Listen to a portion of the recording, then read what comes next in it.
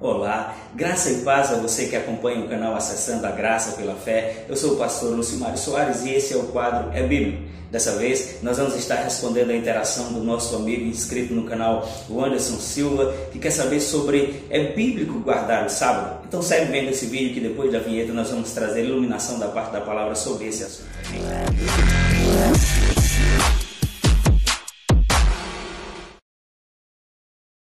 Glória a Deus. Então, com a finalidade de responder ao nosso amigo Anderson Silva, que questionou acerca da necessidade de guardar o sábado, eu gostaria de dizer que a Bíblia fala sim sobre um dia sabático que Deus estabeleceu para descanso e para consagração. A própria etimologia da palavra revela isso, que sábado quer dizer cessação, interrupção e consagração. É um dia que foi separado ou deve ser separado por Deus, onde se para de fazer aquilo que trivialmente se faz para uma dedicação ao Senhor.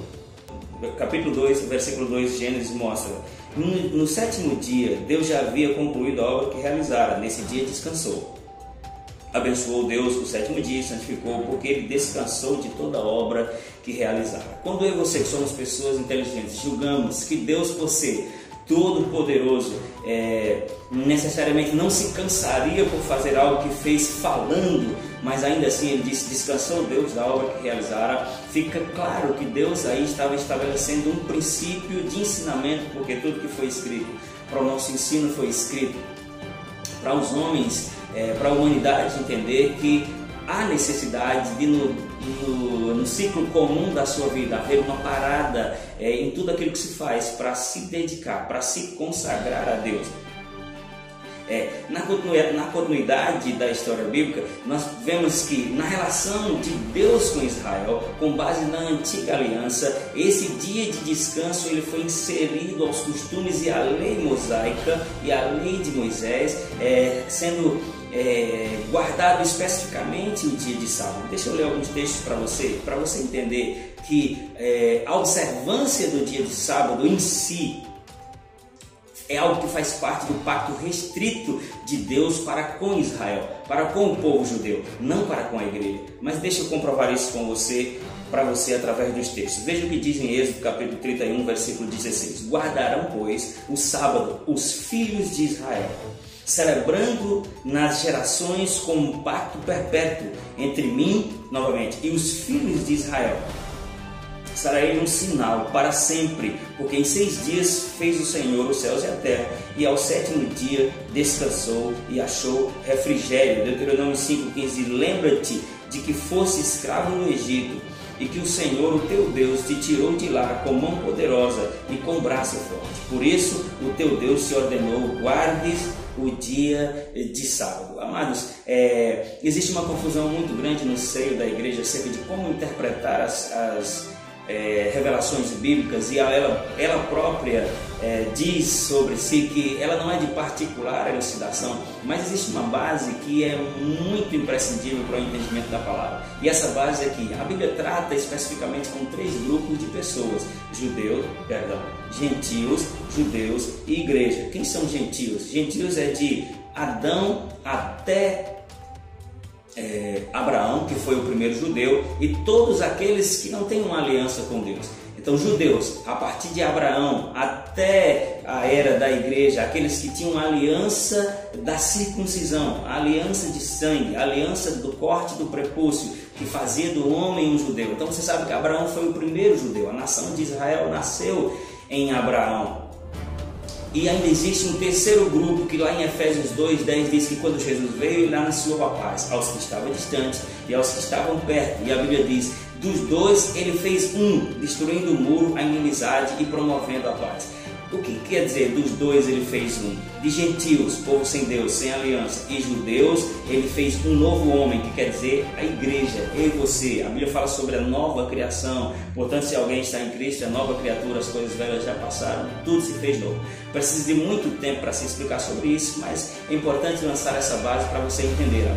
1 Coríntios 10:31, salvo engano, fala: não sejamos pedra de tropeço nem para gentios, nem para judeus, nem para a igreja de Deus. Então existe claramente palavras direcionadas a 3 grupos de pessoas que são gentios, judeus e igreja. E se nós não entendermos isso, haverá uma confusão muito grande. No questionamento do nosso amigo, o Anderson Silva, acerca do sábado, ele pergunta se o sábado não precisa mais ser cumprido, apenas ficou para nós 9 mandamentos. Na verdade, não ficou para nós 9 mandamentos. Os mandamentos, os 10 mandamentos é a lei de Moisés. Os 10 mandamentos são uma lei que Deus deu para Moisés. E as pessoas vão argumentar, mas existe a lei cerimonial e a lei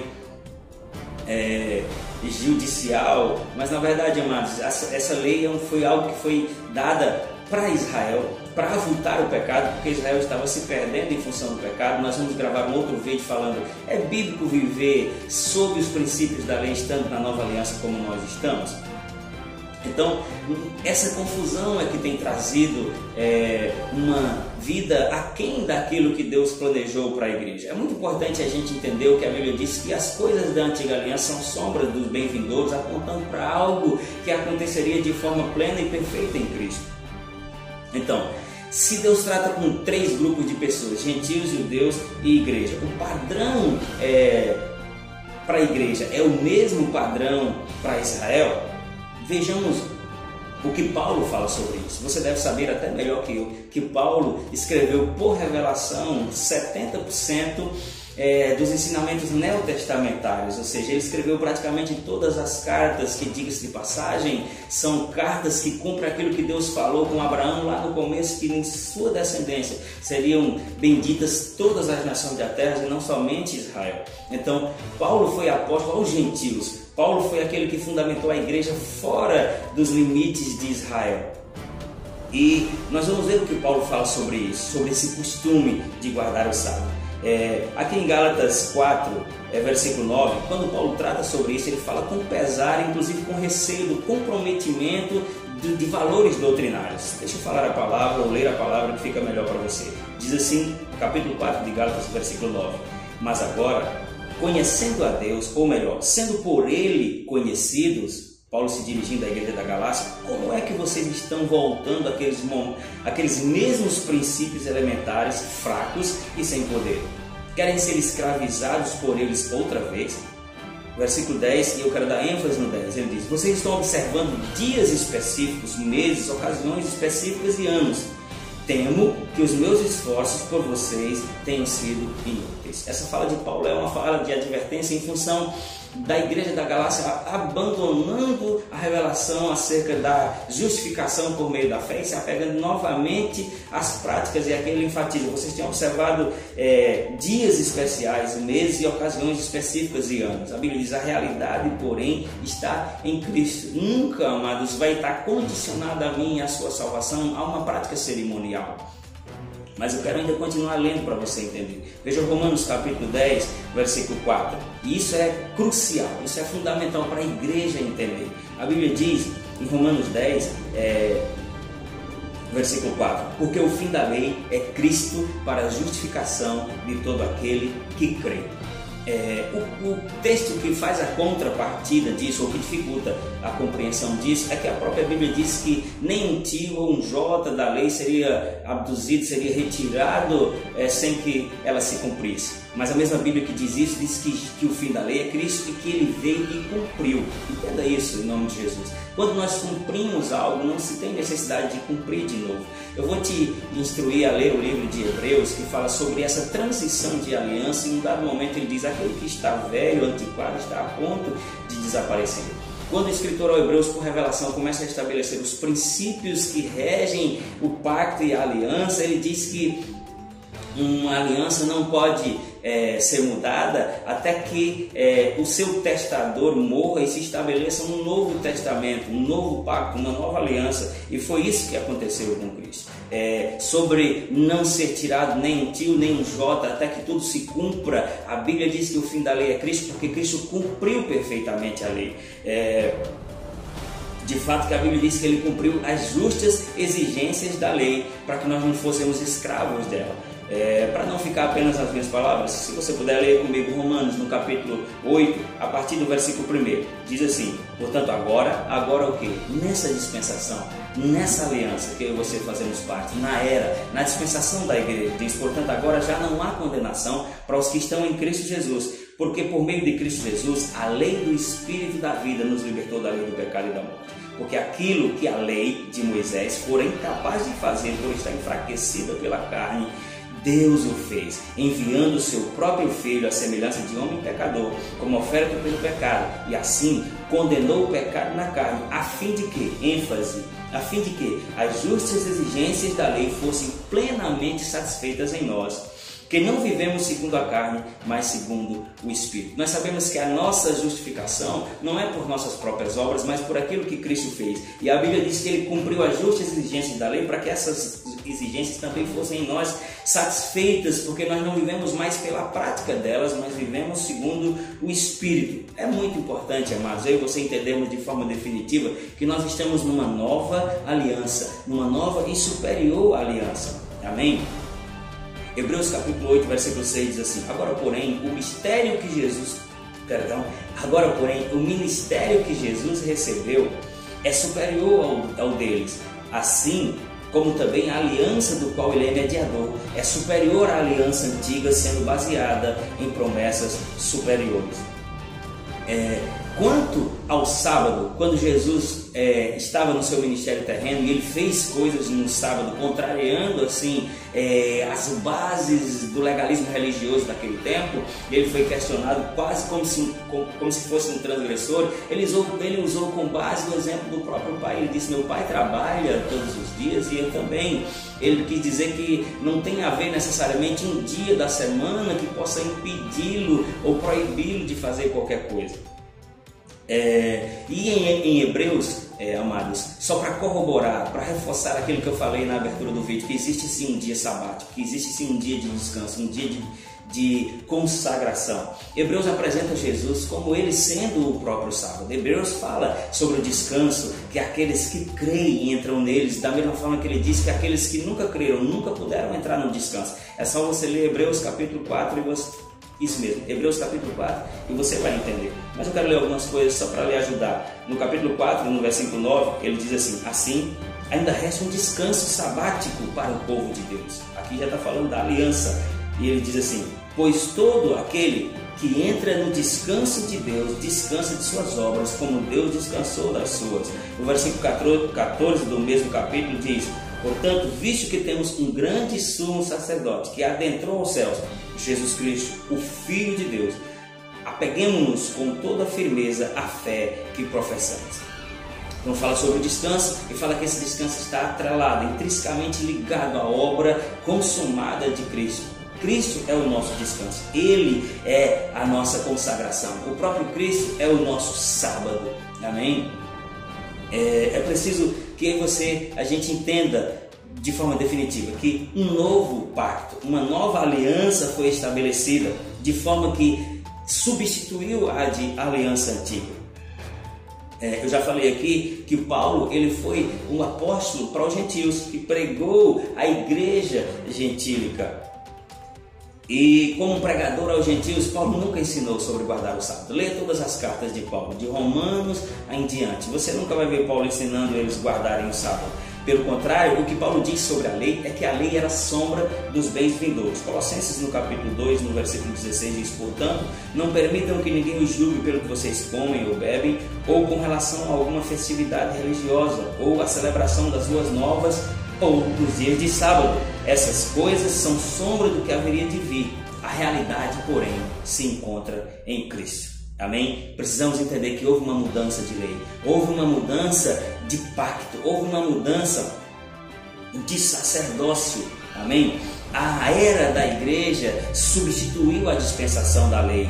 A ceia do Senhor, que é o memorial da nova aliança, substituiu a Páscoa judaica. O sacerdócio de Arão e a sua linhagem humana foi substituída pelo sacerdócio de Cristo, que é da linhagem de Melquisedeque, ou seja, sem genealogia, sem princípio e sem fim de dias, falando de um sacerdócio espiritual que, diga-se de passagem, Apocalipse diz que em função disso ele também nos fez reis e sacerdotes.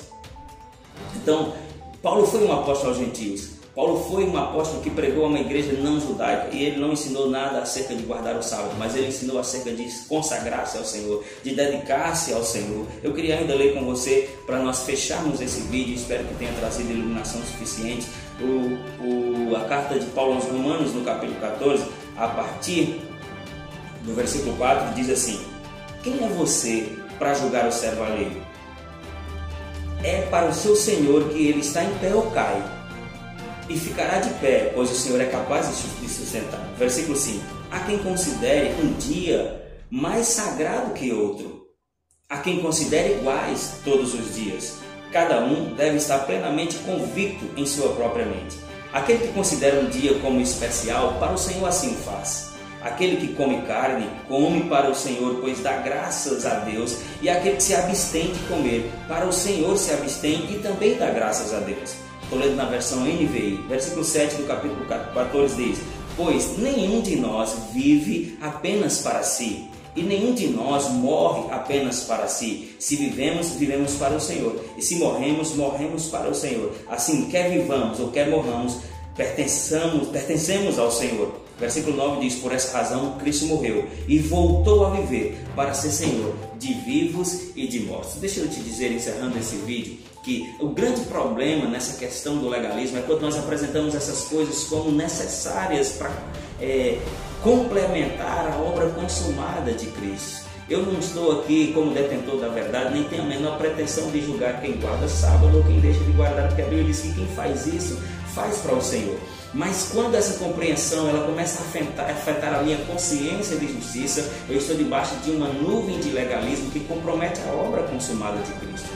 Se alguém quer guardar o sábado, faça isso. Mas não chegue para outras pessoas dizendo que ela vai perder a salvação se não guardar. Porque a igreja gentílica, que somos nós, a igreja ocidental, ela foi livre, como diz em Gálatas 4, da maldição da lei. Nós fomos livres, porque às vezes nós temos essa ideia de querer guardar o sábado ou fazer uma coisa ou outra, quando a Bíblia diz que se nós fracassarmos em uma prática, nós somos condenados de todas as outras. Por isso que a Bíblia diz que o fim da lei é Cristo. Por isso que Paulo disse de forma muito clara que a realidade, porém, está em Cristo. Amado, sejamos coerentes. Se você ler a Bíblia, você vai perceber muitas vezes Paulo dizendo que a verdadeira circuncisão é a do coração. Ele vai fazer várias colocações, trazendo para a realidade o que antes estava estabelecido apenas como figura, apenas como cerimônia. Quer dizer, Cristo é real.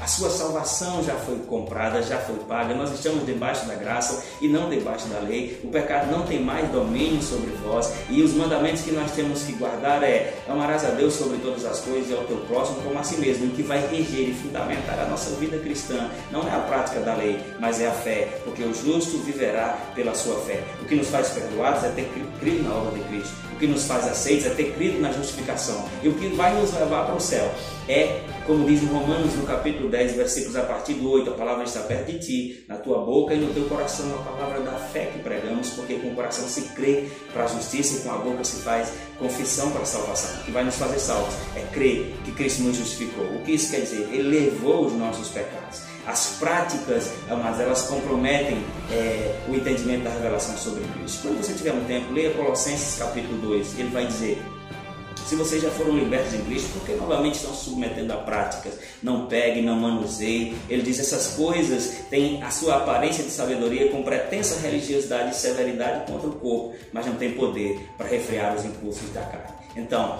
se quer guardar o sábado, faça isso para o Senhor. Mas isso não é base doutrinária para a igreja neotestamentária, para a igreja da nova aliança. Me perdoe a redundância, porque só existe igreja na nova aliança. Então, espero que tenha trazido iluminação para você. Seja abençoado praticando essas verdades e até o próximo vídeo no quadro É Bíblico, em nome de Jesus.